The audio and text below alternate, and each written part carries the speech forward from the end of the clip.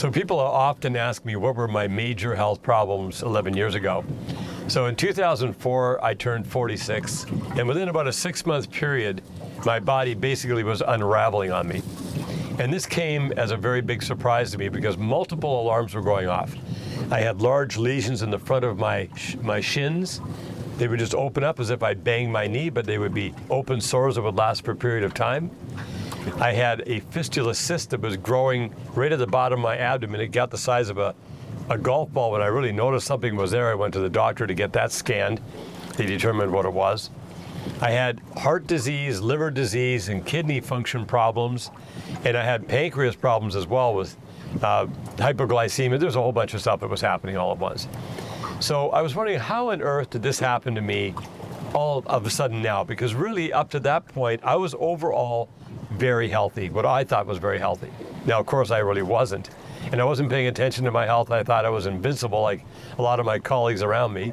So 46-year-old guy, you know, just high stress, very little sleep, working long hours, eating whatever I wanted, rich food at restaurants, fast food, didn't matter.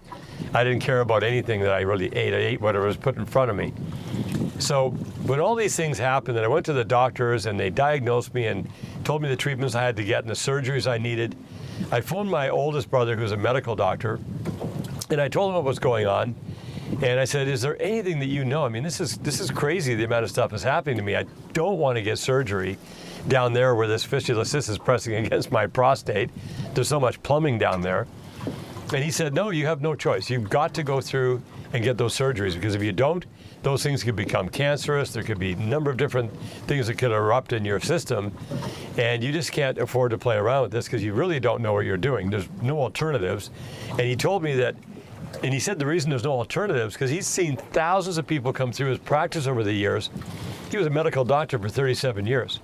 He said all these walks of life would come through with all these people that had genetic predispositions to whatever it was that they had disease-wise, and some would die in their 30s, 40s, 50s, 60s, 70s, 80s, or 90s.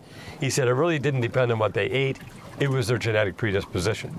And he said he had people come through that had big problems in their 40s like I was. They tried everything possible, and they died if they didn't take the proper treatments. So I didn't like what I was hearing.